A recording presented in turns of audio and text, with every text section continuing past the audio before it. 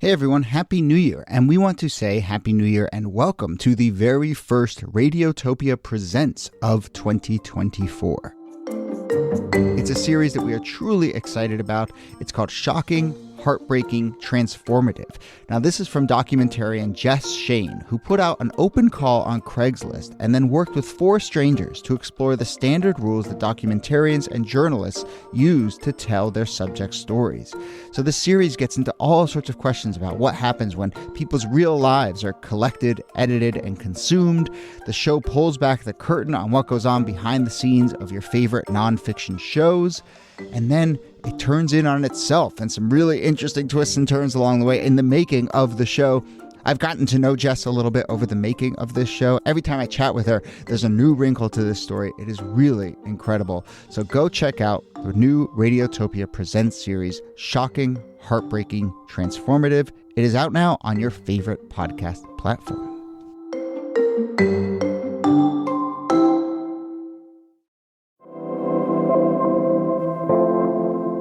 Hello and welcome to This Day in Esoteric Political History from Radiotopia. My name is Jody Avirgan.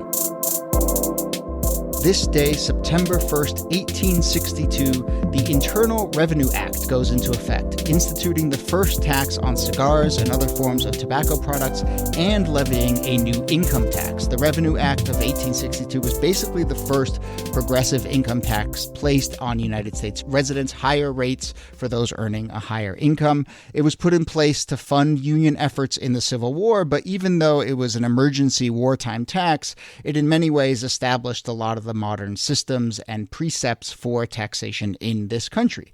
So let's talk about the 1862 Revenue Act. Listeners, I know you've been waiting for us to talk about the 1862 Revenue Act. Here, as always, is Nicole Hemmer of Columbia. Hello, Nikki. Hello, Jody.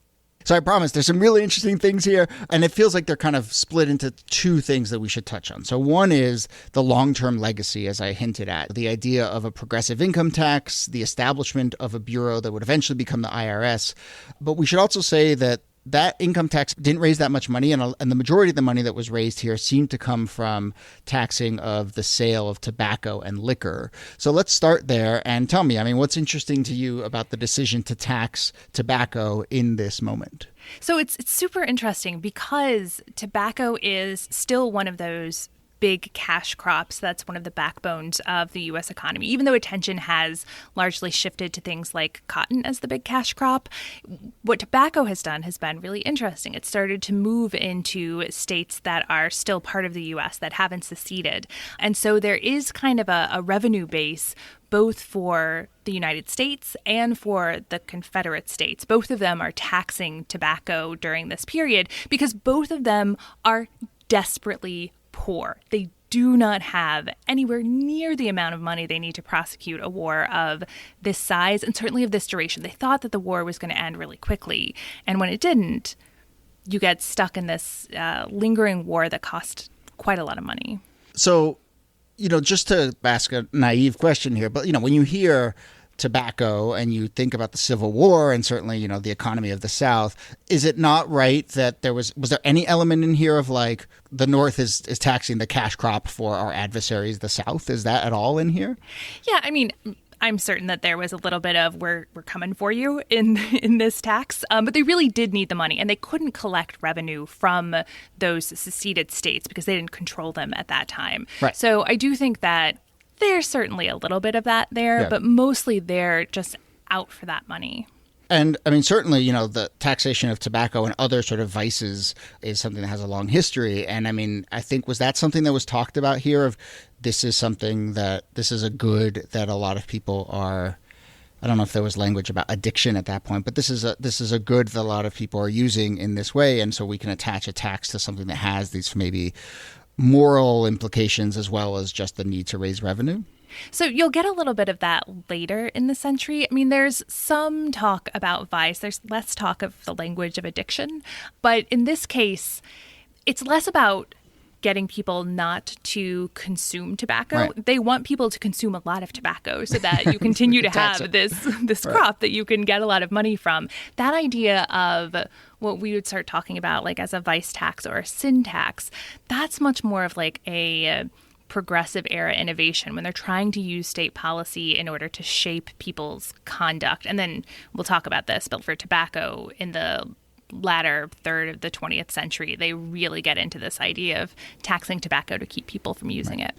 And I will just say that's been always to me like the paradoxical thing about these sin taxes is just that the two things at the heart of them are sort of at odds with each other, which is we want to disincentivize people from doing this, but we also want to raise money from the fact that people are doing this. And it's always struck me as a catch-22, but maybe that's neither here nor there. I think people understand that even if you tax these things, they are so desirable that people will continue to buy them. It's the same thing with the lottery, right? We use lotteries to fund our school systems in some states, even in states where gambling is considered a vice. But people are going to continue to do it because they like doing it. They're addicted to it.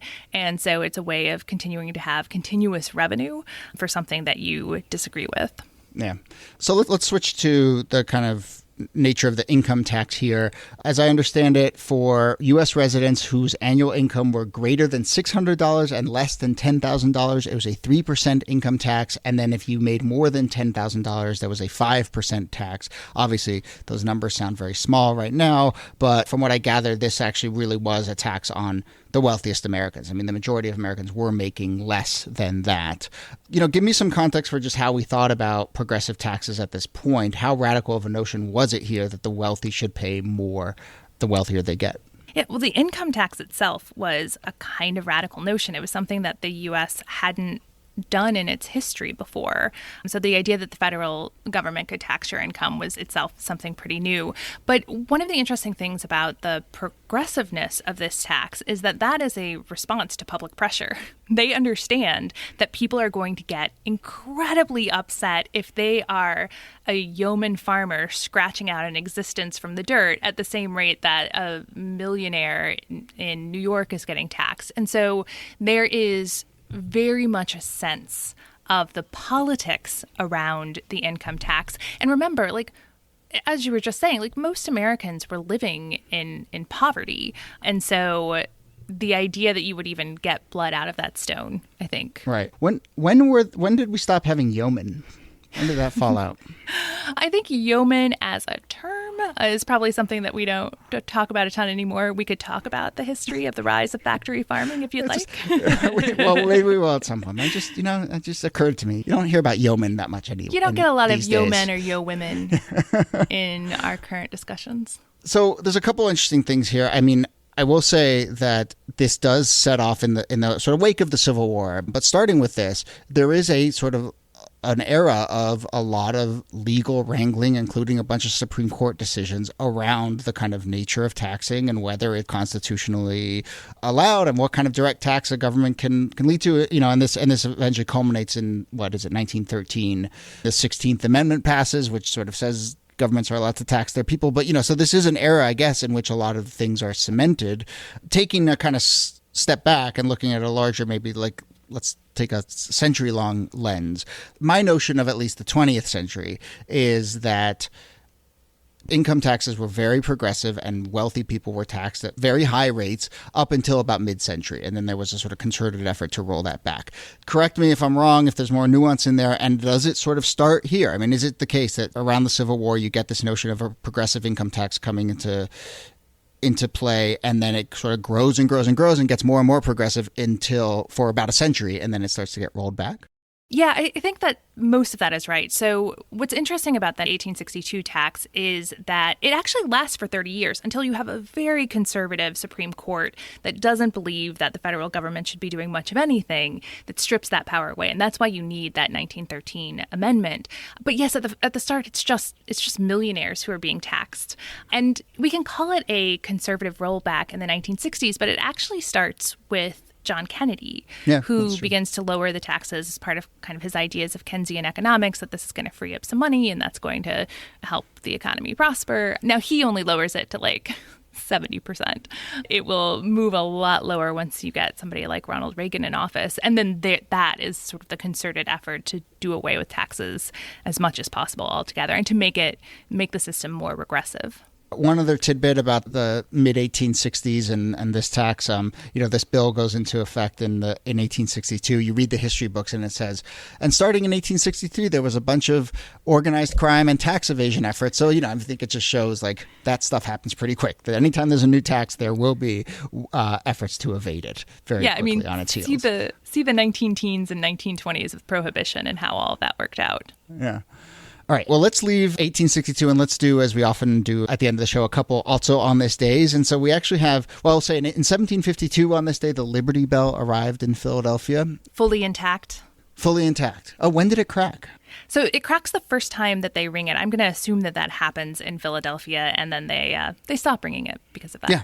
Well, good. And then there are two more that I want to mention, and I like these because they kind of are follow-ups to stuff we've talked about on the show before and show you, over the course of time how these stories have played out. So like on this day in 1807, Aaron Burr was acquitted of charges of plotting to set up an empire. He was charged on treason. We did an episode about this. So, the time between when we did that episode and now, that was the time that Aaron Burr was on trial. Yes, the last time we left, we were basically accusing him of treason, and here you find out, no, he was acquitted of those charges. This is part of our previously on montage that goes on during the show. And then in 1930, listeners, you will remember we talked about Justice Joseph Force Crater, and he went missing earlier in the summer. And we talked about how just of the nature in which news broke at that time and news spread at that time, that it took a while to realize that this guy was missing. Well, it was up until now. It was up until the beginning of September that the New York World first reported that he had disappeared. So in the time from when you listened to that episode and when you're listening to this one, Crater had disappeared, but not disappeared because it hadn't been reported. And sort of Schrodinger's missing judge, I guess. He was sort of in this state of limbo. But he has now been officially disappeared, and no one has cracked the case. More importantly, none of our listeners have cracked the case since we last discussed it. This is a good time to re-up that call for investigators. Yes, okay, so tell us if you know the fate of Justice Joseph Force Crater. Okay, Niki Hemmer, that's it for this episode. Thank you, as always. Thank you, Jody. This Day in Esoteric Political History is a proud member of Radiotopia from PRX. Our researcher and producer is Jacob Feldman, along with producer Brittany Brown. Follow us on social media at ThisDayPod, Instagram and Twitter. We post a bunch of stuff each and every day. Be sure to leave us ratings and reviews in the Apple Store or wherever you listen to your podcasts. We occasionally read those, and those are nice to read because feedback is good, but also the more ratings and reviews you leave, the more we go up in the rankings, and the more we're up in the rankings, the more people discover the show. So do your part if you feel like leaving a rating and a review. You can find out lots more about the show at thisdaypod.com. My name is Jody Avergan. Thanks again for listening, and we'll see you soon.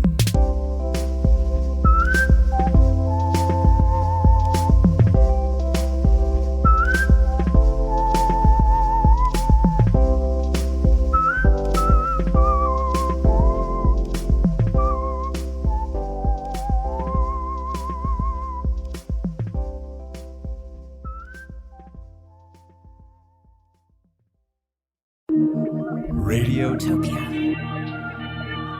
from